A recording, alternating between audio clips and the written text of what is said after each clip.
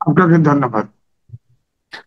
আজিজ ভাই, আহ, আপনি অনেকদিন ধরেই বাংলাদেশের রাজনীতিকে পর্যবেক্ষণ করছেন। আপনি নিজে মুক্তিযুদ্ধে অংশ নিয়েছেন।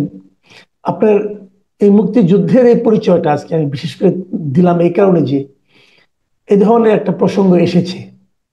বাংলাদেশের সফররত পাকিস্তানের যে পররাষ্ট্রমন্ত্রী এবং একই সঙ্গে উপপ্রধানমন্ত্রী বটেন, তিনি বলেছেন যে বাংলাদেশের সঙ্গে পাকিস্তানের যে অমীমাংসিত ইস্যুগুলো, সেগুলো নাকি দুবার সমাধান হয়ে গেছে।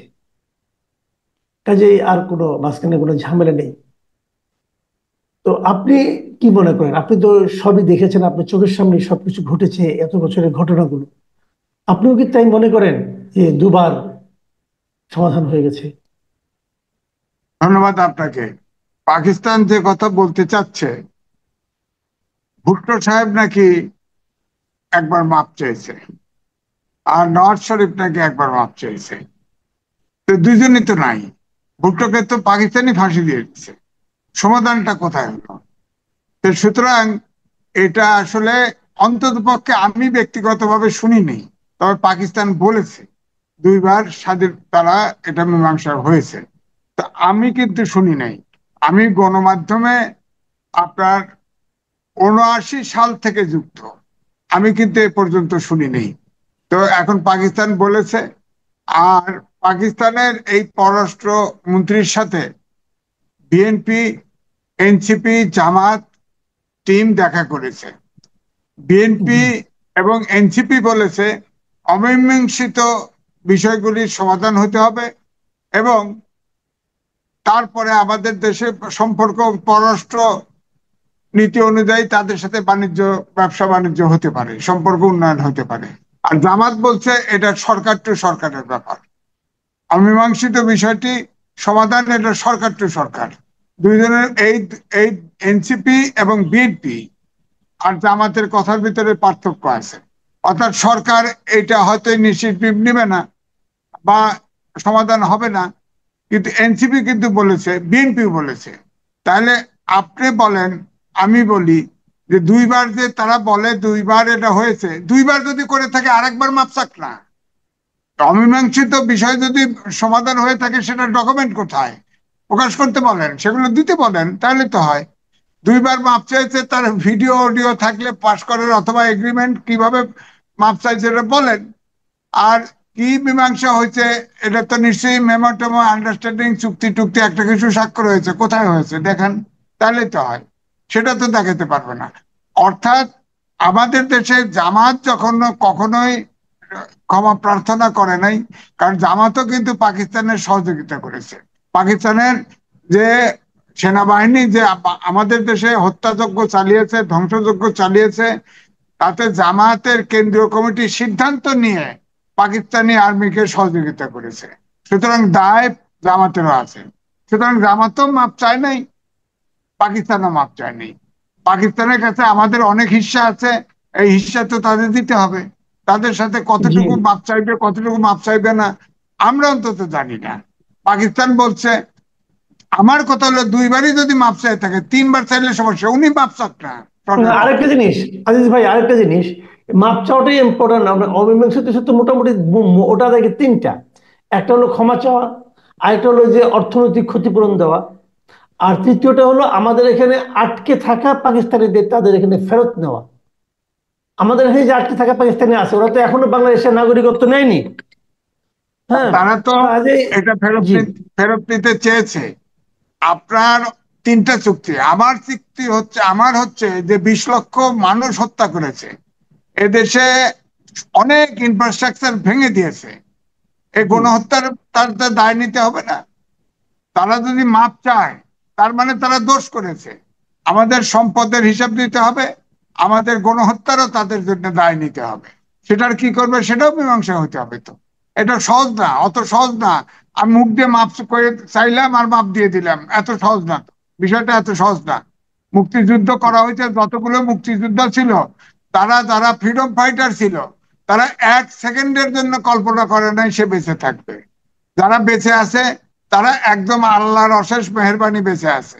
কোনো দিন কোনো অবস্থাতেই চিন্তা করে নাই তারা বেঁচে থাকবে, বেঁচে আছে।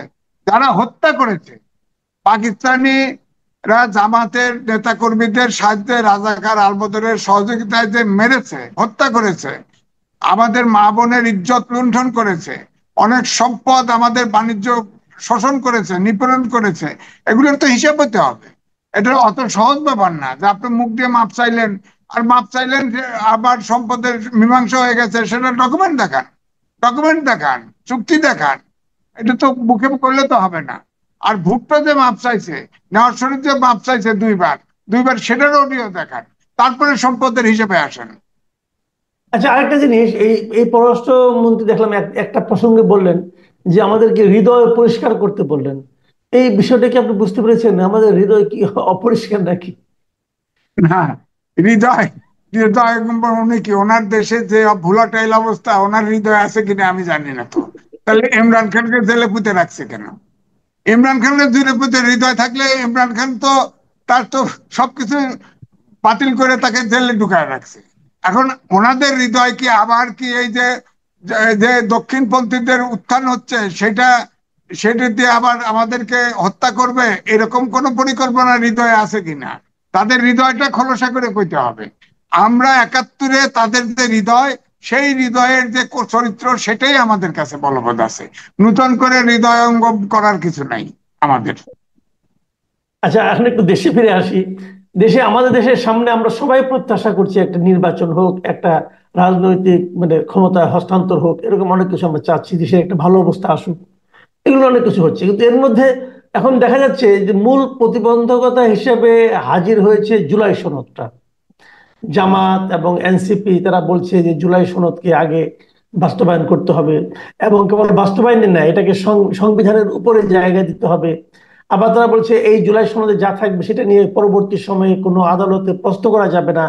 আবার সর্বশেষ দেখলাম যে নাহিদ ইসলাম বলেছেন যে সংবিধান পরিবর্তন না হলে নতুন মানে পুরাতন সংবিধানের মানে অধীনে তারা নির্বাচনেই যাবে না।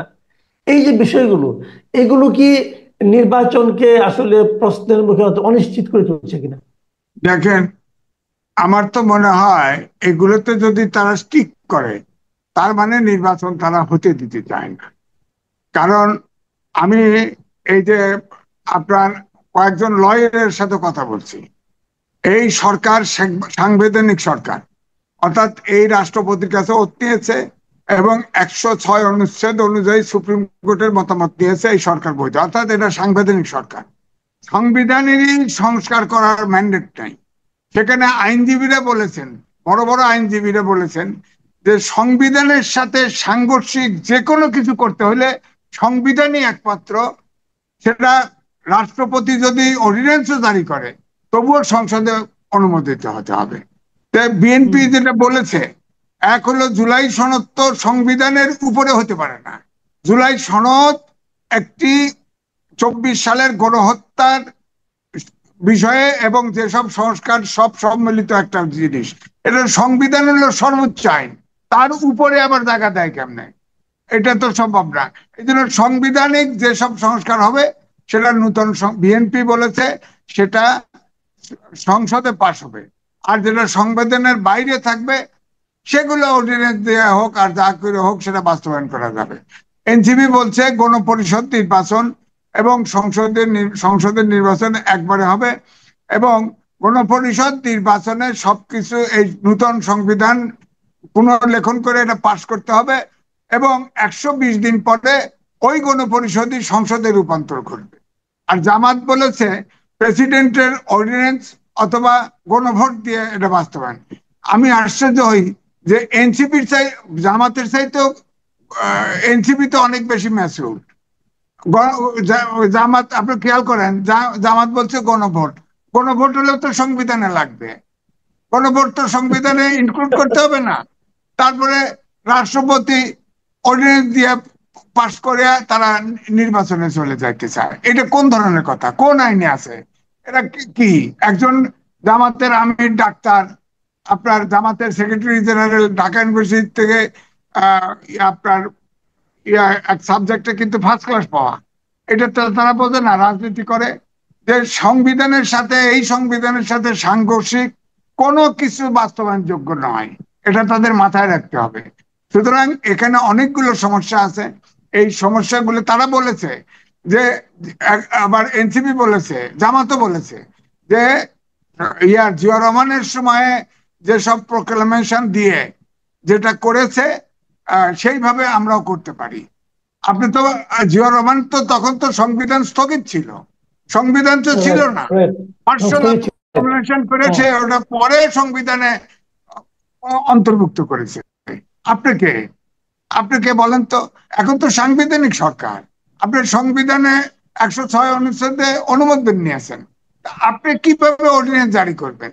কিভাবে আপনারা একমত হয়ে আপনারা বাস্তবায়ন করবেন বলেন? আপনি এটা সংবিধানের সাথে, যেটা সংবিধানে নাই, যেমন ধরেন প্রধান নির্বাচন কমিশনার, তিনি তো বলেছেন আনুপাতিক নির্বাচন এটা আইনে নাই, সুতরাং এটা আমরা বাস্তবায়ন করতে পারবো না। আমি স্যালুট জানাই তাকে। তিনি তার পক্ষে, ইলেকশন কমিশনের পক্ষে তো আনুপাতিক নির্বাচন তো নাই, এটা তো সংবিধান। এক হলো সংবিধান আপনার সংস্কার করে যদি একমত হয়, সেটা নেক্সট সংসদে পাশ হবে, তারপরে আনুপাতিক নির্বাচন হবে। তারপরেও কিন্তু আমি বলবো আনুপাতিক নির্বাচন সংসদে ঢুকাতে হলেও ইলেকশন করে ম্যান্ডেট নিতে হবে গণভোটে, কারণ এই আনুপাতিক নির্বাচন বাংলাদেশের জন্য স্বাধীনতা সার্বভৌমত্বের জন্য হুমকি স্বরূপ। কারণ আপনি খেয়াল করে দেখেন, এই আনুপাতিক নির্বাচনে আপনার প্রতীকে ভোট হয়, তো ধরেন সারা দেশে আপার হাউসেই হলো 100 সিট, এখানে বেনিফিট দুটো দেখানো হচ্ছে। একটা হচ্ছে ছোট দলগুলি সংসদে যেতে পারবে, আর একটা হচ্ছে যে সরকার যাতে, যে সরকার গঠন করবে সে যাতে স্বৈরাচারী হয়ে না ওঠে, তাকে আপনাকে ইয়ে করা যাবে, আটকানো যাবে। তা আমার বক্তব্যটা হচ্ছে যে আপনি ধরেন জনগণের প্রতিনিধি, তার তার একটা ব্যক্তি ভোট দিবে প্রতীকে, তার প্রতিনিধি এখন কক্সবাজার থেকে হলো, হ্যাঁ, তার প্রতিনিধি আমার বাড়ি পাবনা, আমি তো আমার প্রতিনিধি পেলাম না। এক, দুই হলো এই যে লিস্ট করা হবে, সেই লিস্টে তো সরকার প্রধান বা সরকারের শীর্ষ পর্যায়ে যারা, তাদের স্ত্রী, কন্যা, বউ, বাচ্চা, ভাই ব্রাদার দিয়ে লিস্ট দেয়, এটা কি করবো আমরা? এক। দুই হলো ধরেন আনুপাতিক নির্বাচনে যখন যাবেন, প্রতীকে নির্বাচন হবে, এটা সত্য, কিন্তু প্রতীকে নির্বাচন হলেও ধরেন স্বতন্ত্র দানের তো প্রভিশন থাকবে। ধরেন হিন্দু, বৌদ্ধ, খ্রিস্টান ঐক্য পরিষদ আছে, তাদের ভোট তো 9 থেকে 10% আছে, তারা তাদের অ্যাসেস করবে টোটাল ভোট কত, তাহলে আমরা কতগুলো সিটে দাঁড়াতে পারি। সব এক জায়গায় ভোট দিল, ভোট দিয়ে তাদের প্রতিনিধি পাঠাইলো 8-10 জন, তারা তো সবসময় বলবে এদেশে সাম্প্রদায়িক সম্প্রীতি নাই। পাহাড়ি অঞ্চলের ভোট করলো, তারা ধরেন 2 জন জিতলো, কেউ স্বায়ত্তশাসন চায়, কেউ স্বাধীনতা চায়, তারা যায় পাহাড়ি অঞ্চলের স্বাধীনতা চাইলো। এখানে সমকামী অর্গানাইজেশন আছে, সমকামীরা একটা প্রার্থী দিল, আপনার প্রার্থী দিল, রেজিস্টার্ড প্রার্থী দিল, গার্মেন্টস ওয়ার্কার প্রার্থী দিল, বিভিন্ন অর্গানাইজেশন প্রার্থী দিয়ে, এটা একটা ম্যাসাকার অবস্থা, ম্যাসাকার অবস্থা। যতক্ষণ পর্যন্ত উচ্চ মানের গণতন্ত্র দেশে প্রতিষ্ঠিত না হবে এবং দেশের রাজনৈতিক দলের ভিতরে গণতন্ত্র যতক্ষণ না আসবে এবং যতক্ষণ পর্যন্ত রাজনীতিবিদরা দেশপ্রেমিক, চূড়ান্ত প্রেমিক না হবে, রাজনৈতিক ইস্যুতে একমত হতে না পারে, এই যে এখন ঐক্যমত্য কমিশন এক হতে পারছে না, কিন্তু সাদা পাথর তোলার সময় তো ঠিকই এক আছে, সব পার্টি এক আছে, ওখানে এক আছে। তো সুতরাং এটা তো ঐক্য। আনুপাতিক নির্বাচন হলে নেপালের মতো রাজতন্ত্রতে বেরিয়ে 12 বছরে 17 বার সরকার পতন ঘটছে, এখন তারা রাজতন্ত্রে ফিরে, অন্ধকার যুগে ফেরত দিতে চায়। আপনার ইসরায়েলে আপনার আনুপাতিক নির্বাচন, নেতানিয়াহু তার পার্টির নিখুঁত পার্টি 30%-এর উপর ভোট পায় না, সবগুলো ইহুদি দল, আর 70% ঢোকে পার্লামেন্টে, গাজা খালি করো, মুসলমান নিধন করো, এই তো চলছে আমেরিকার সাহায্যে। সুতরাং আমাদের দেশে আনুপাতিক নির্বাচন হওয়ার মতো কালচারাল মান এবং গণতান্ত্রিক চর্চা এই দেশে নাই। সুতরাং আনুপাতিক নির্বাচন হলে আমার ধারণা এই দেশ তছনছ হয়ে যাবে, হিল ট্যাক্স আলাদা করে ফেলবে সময়ের হবে। আর এই আবার দেখেন, জাতিসংঘের এই সরকার জাতিসংঘের মানবাধিকার কমিশন কিন্তু অফিস করেছে, মানবাধিকার কমিশনের প্রধান একজন সমকামী, ওই সমকামীদের অ্যাসোসিয়েশন নাম হলো সম্ভবত এখন, তারা যা ওখানে প্রোটেস্ট করবে, আবার সংসদেও তুলবে, এখানেও করবে। আমাদের সমকামী স্বাধীনতা নাই, এটা উন্মুক্ত করে দিতে হবে। বলেন আমাদের দেশে এই কালচারের সংস্কৃতিতে এটা চলে? তখন তো সমকামী জাতিসংঘ বলবো যে এই যে মানবাধিকার লঙ্ঘন করছে, সমকামীদের ইয়ে দেয় না, স্বাধীনতা দেয় না। তো এগুলো তো সমস্যা আছে। সুতরাং আমাদের দেশে আনুপাতিক নির্বাচন করার মতো পরিস্থিতি একদমই নাই। আমাদের দেশে স্বাধীনতা সার্বভৌমত্ব হুমকির স্বরূপ হবে।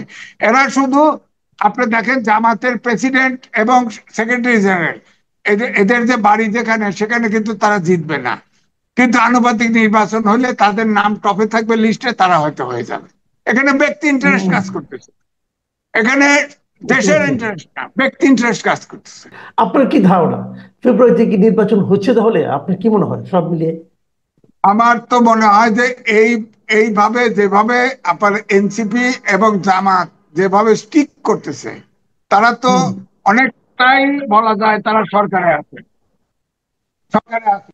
তো তাহলে তো তাদের নির্বাচন পিছালে তো সমস্যা নাই, তারা তো সরকারি সব বেনিফিট পাচ্ছে, এনজয় করছেই। সুতরাং হুম। নির্বাচনে তারা ঠিক করবে, এবং সম্ভবত নির্বাচন পিছিয়ে যাওয়ার সম্ভাবনা আমার কাছে অনুমান হয়।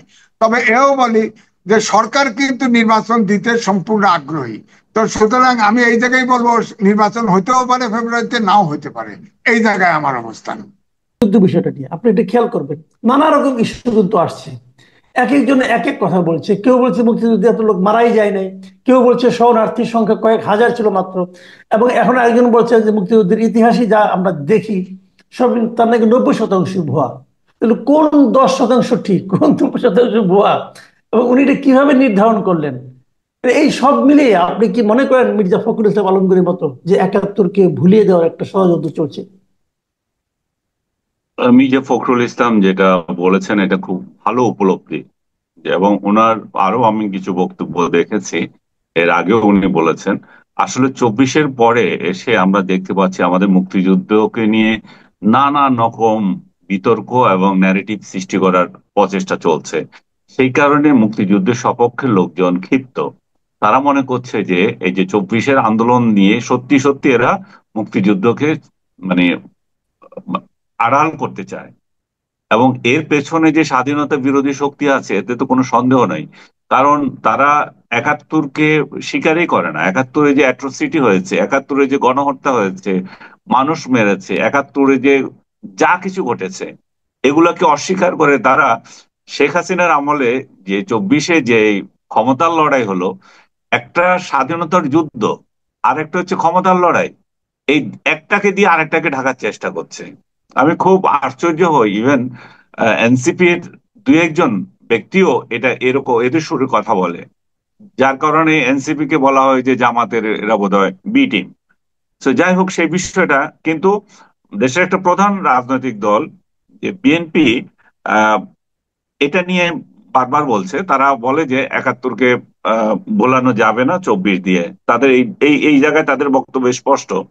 কিন্তু তাদের উপর মানুষ একটু অসন্তুষ্ট অন্য কারণে, যে মুক্তিযুদ্ধকে নিয়ে যে এত হেয় করা হচ্ছে, মুক্তিযোদ্ধাদেরকে যে এত অপমান করা হচ্ছে, আমাদের মুক্তিযোদ্ধাদের ভাস্কর্য ভাঙচুর করা হচ্ছে, কতগুলো আহ, যা কিছু স্থাপনা সবগুলোর উপর আঘাত করা হচ্ছে, বঙ্গবন্ধুর উপরও আঘাত করা হচ্ছে। যারা এই বঙ্গবন্ধুকে আঘাত করছে, তার ভাস্কর্যে আঘাত করছে, 32 নম্বর আঘাত করছে, বিএনপি কিভাবে নিশ্চিত থাকে যে এরা আরেকদিন শহীদ প্রেসিডেন্ট জিয়াউর রহমান, যাকে তারা স্বাধীনতার ঘোষক মানে, তাকে অপমান করবে না? অলরেডি তো হচ্ছে, তাকেও তো অপমান করা শুরু হয়ে গেছে।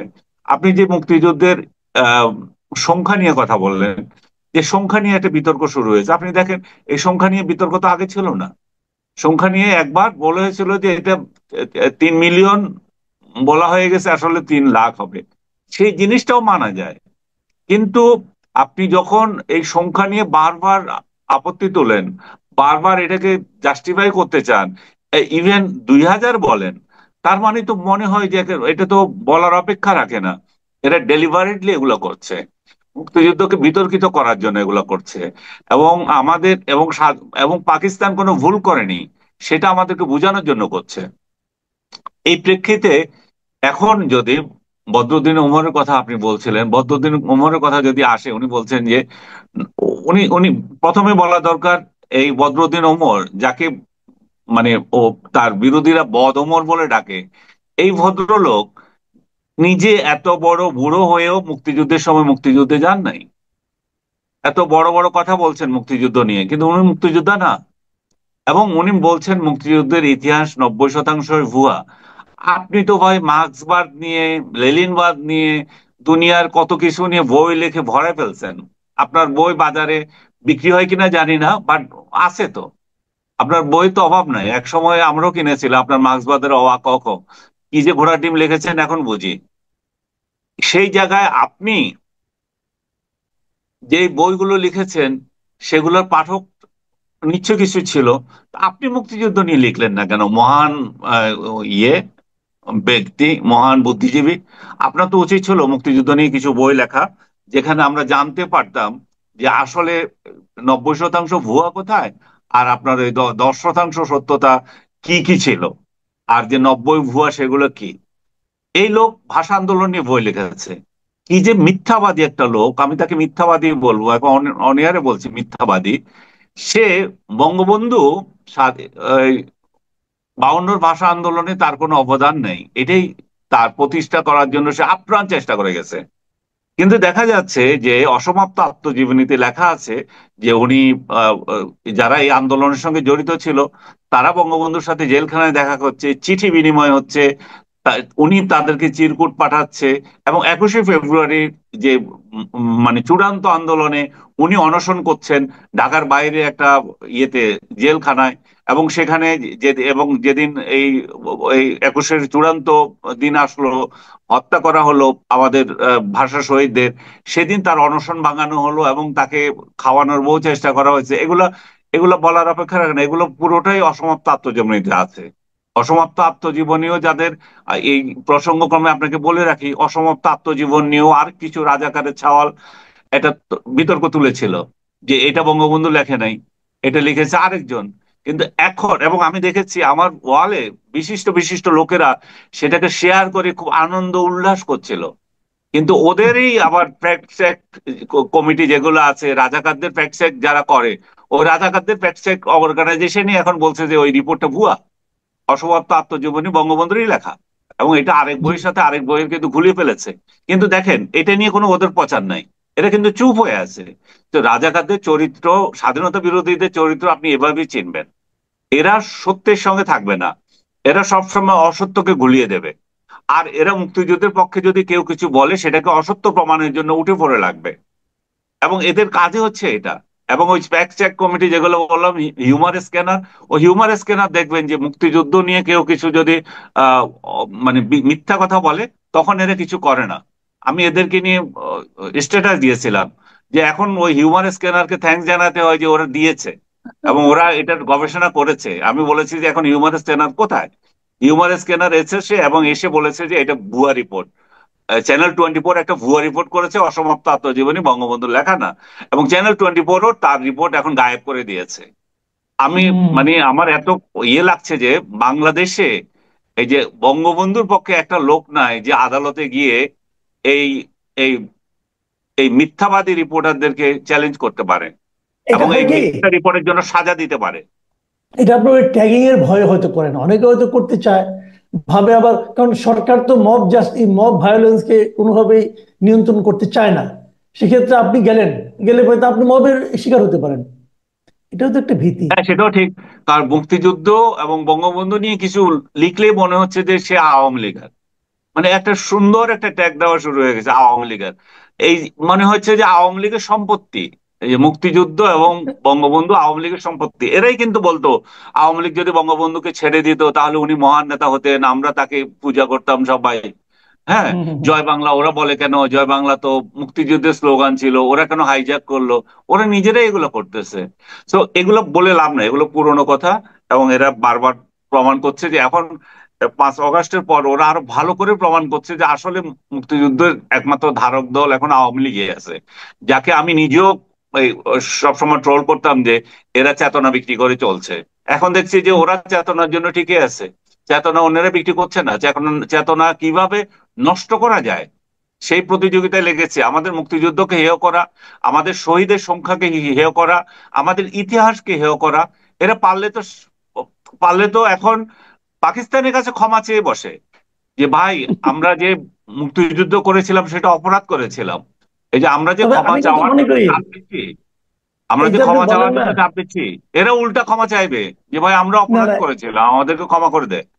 এই যে আপনি বলেন পাকিস্তানের কাছে ক্ষমা চাওয়া দরকার, তারা মনে করছে, আমার কিন্তু একটু মানে একটু কৌতুক করে হলেও আমি বলি, আমার কিন্তু মনে হয় আসলে ক্ষমা চাওয়া আমাদের উচিত। উচিত এই কারণে, 9 মাসে 90,000 পাকিস্তানি বাহিনী মাত্র 2,000 লোককে মারতে পেরেছে। হুম। এদের তো ওদের পেট্রোলের দাম উঠে নাই রে ভাই, ওদের গাড়ির যে পেট্রোল এটা দাম উঠে নাই।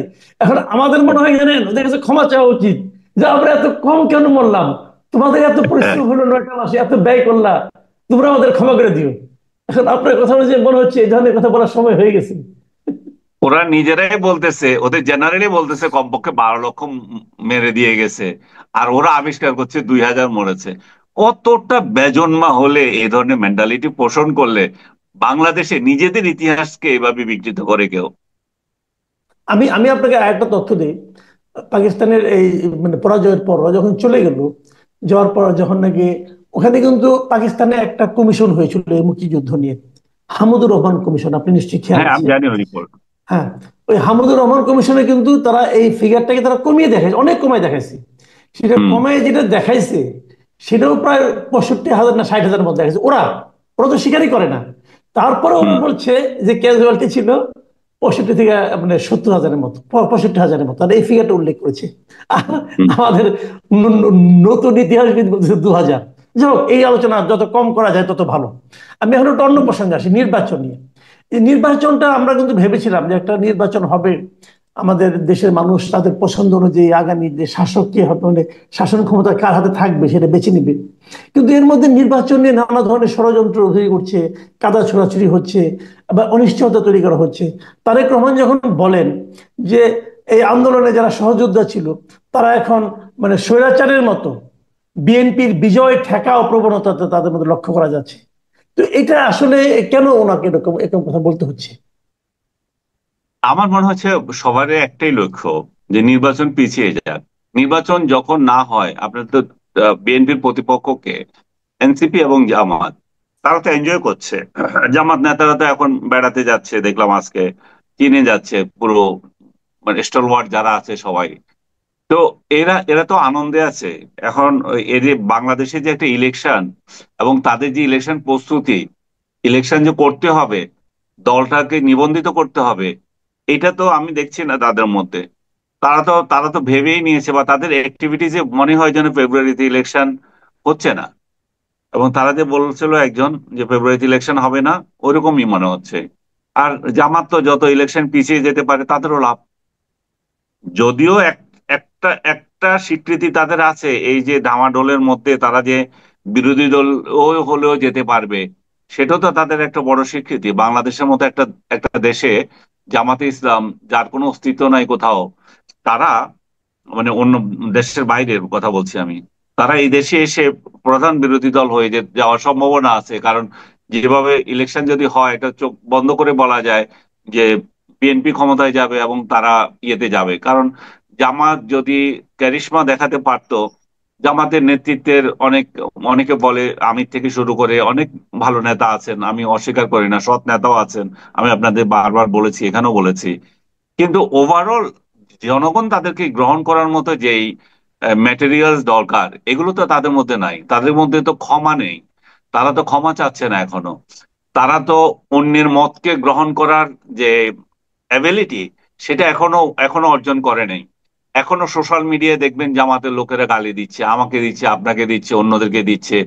এরা শুধু সুযোগ পাচ্ছে না, হয়তো রগও কেটে দিত। কিন্তু এই যে মেন্টালিটি তাদের কর্মীদের, এবং তাদের নেতারা ভালো মানুষের উপরে থাকলেও, ভালো মানুষ রূপে আমাদের কাছে আসলেও, এই যে এটা তো পরিবর্তন হচ্ছে না। তাদেরকে বিএনপি বলে যে মোনাফেক, বা অন্য দলগুলো বলে। আজকে আমি দেখলাম যে প্রথম আলো সম্ভবত রিপোর্ট করেছে, ইসলামী দলগুলো, বাকি ইসলামী দলগুলো কেউ তাদের সাথে যেতে চায় না। কারণ ওরা তাদেরকে মোনাফেক হিসাবে জানে, ওরা সঠিক ইসলামী দল হিসাবে জানে না।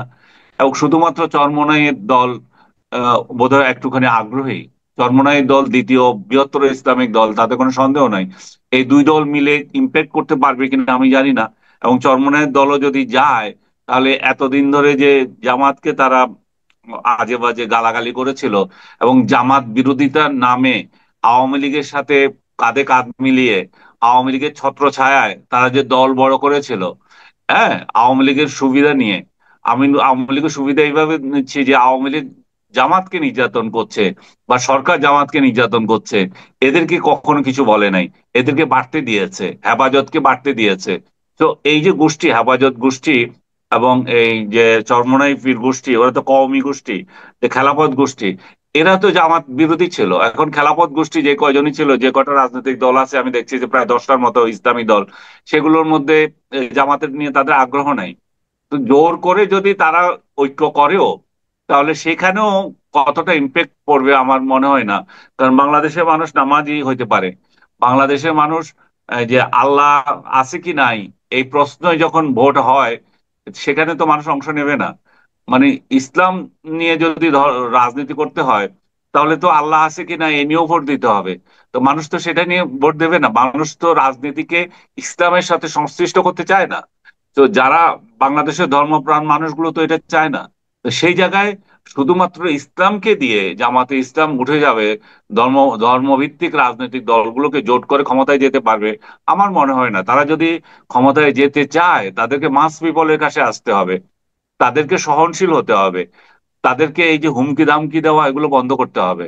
আমি ব্যক্তিগতভাবে বলি যে আমাকে হয়তো পার্সোনালি তাদের কেউ দিচ্ছে না, কিন্তু সোশ্যাল মিডিয়ায় যেভাবে দেয়, আমাকে দিচ্ছে না সেটাও বলবো না। এদের এদের টোকাই শ্রেণী যেগুলো আছে এগুলো দেয়, যে এরা যারা আসলে, আমি জানি না এরা আসলে জামাত করেও কিনা। মানে জামাতের লেভাজে এরা ইয়ে দেয়, হয়তো জামাতকে এরা ইয়ে লুকডাউন করে। জামাতের এগুলো দেখা উচিত। আচ্ছা, আরেকটা বিষয়, আমি এই প্রশ্নের শেষ প্রশ্ন আপনার কাছে, যে এই নির্বাচনের আগে বিভিন্ন দলের মধ্যে কতগুলি ইস্যু বারবার উঠছে। একটা হলো জুলাই সনদ। এই জুলাই সনদের অবস্থান কি হবে, সেটা সংবিধানের উপরে হবে। জুলাই সনদ নিয়ে কোনো আদালতে প্রশ্ন করা যাবে না। আবার হুম। কেউ কেউ বলছেন যে না, জুলাই সনদ এটাকে গণপরিষদের মাধ্যমে, গণপরিষদ নির্বাচনের মাধ্যমে পাশ করাতে হবে। আবার পিআর পদ্ধতি নিয়েও আস্তে আস্তে আলাপ হচ্ছে টুকটাক। তো এই তিনটা বিষয়ের সঙ্গে নির্বাচনকে আপনি কিভাবে মিলাবেন? এটা ওই যে একই তো, একই সূত্রে গাঁথা তো। এটা তো জামাত এবং এনসিপির ইস্যু। যারা নির্বাচন না হলে খুশি থাকে, যাদের লাভ আছে। জামাত এখন টার্গেট করেছে সমস্ত ইউনিভার্সিটি গুলোতে তাদের ছাত্র সংসদকে মানে নিয়ে আসা, এবং এখানে কোটি কোটি টাকা তারা ব্যয় করবে, তাদের ফান্ড আছে। এবং তারা সেভাবেই আগাচ্ছে, ঢাকা ইউনিভার্সিটি থেকে শুরু করে সবকটা ইউনিভার্সিটিতে তারা যাতে দখল করতে পারে, তাদের ছাত্র সংগঠন যাতে বলিয়ান হয়, সেই চেষ্টা করছে তারা। প্রশাসন কিনে নিয়েছে, ভিসি গুলো তাদের পকেটে আছে। তো এই অবস্থায় তারা চায় যে যত দিন যাবে, তাহলে আরো বেশি তারা শক্তিশালী হবে এবং মানুষের কাছে প্রজেক্ট করতে পারবে, দেখো ছাত্র সমাজ আমাদেরকে চায়।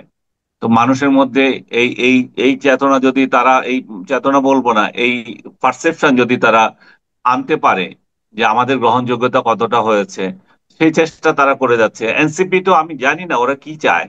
ওরা না দল না আহ, জামাতের পকেট কিছুই বোঝা যায় না। এরা এদের ভবিষ্যৎ কি আমি জানি না। এদের কিনে কথা বলতে গেলেও ওরা ওরা রাগ করার মতো কথা বলতে হবে। ওরা ডিরেল পথে হাঁটছে। ওরা যে ওদের ভাই রাজনীতি করছেন, প্রথম বেলায় যে আপনি ক্ষমতায় চলে যাবেন তা তো না। আপনি ক্ষমতায় যা হয়তো পরের বার যাবেন, এর পরের বার যাবেন, আপনাদের তো অনেক বয়স আছে এখনো। তো তারা তো সেই চিন্তায় আগাচ্ছে না। তারা মনে হচ্ছে আগামীবার যদি আমরা ক্ষমতায় না যেতে পারি, তাহলে তার কিছুই না। তো এখন আগামীবার কেন, আপনাকে যদি আর 5 বছরও ইলেকশন না হয়, আপনারা তো সেই শক্তি নাই যে আপনারা ক্ষমতায় আসবেন। হুম। তো এখন আমরা আল্লাহ আল্লাহ করছি যে একটা ভালো নির্বাচন যাতে এদেশের মানুষের হয়, যেটা দিয়ে ডক্টর ইউনূস নিজেও একটা শেষ বেলায় এসে অন্তত এইটুকু গর্ব করতে পারেন যে আমি একটা ইলেকশন দিয়েছি, একটা ভালো ইলেকশন দিয়েছি। যদিও ইনক্লুসিভ ইলেকশনের কথা বললে অনেকের গা জ্বলে যায়। তো যতই গা জ্বলুক, আমি বলবো যে ইনক্লুসিভ ইলেকশন ছাড়া কোনো ইলেকশন হয় না। এবং যেটা হুম, হচ্ছে হুম, হুম। সেটা বাংলাদেশের জন্য খুবই, যে ভবিষ্যতে যে খুব কল্যাণ নিয়ে আসতে হবে পারবে, সেটা আমি বিশ্বাস করি না। কিন্তু আওয়ামী লীগ আসুক আর না আসুক তাতে আমার কি আসে যায়, আপনার কি আসে যায়, কিন্তু সত্য কথাটা বলতে হবে। কারণ আজ থেকে 5 বছর পর এই লোকগুলো আবার জিজ্ঞেস করে, কই আপনি তো বলেন নাই যে আমার এই আওয়ামী লীগকে নিয়ে ইলেকশন করা উচিত। এরাই যেমন আমাদেরকে পেছনের কথা নিয়ে বলতেছে যে 18-র ইলেকশন নিয়ে তো আপনি কিছু বলেন নাই, 24-এর ইলেকশন নিয়ে কিছু বলেন নাই।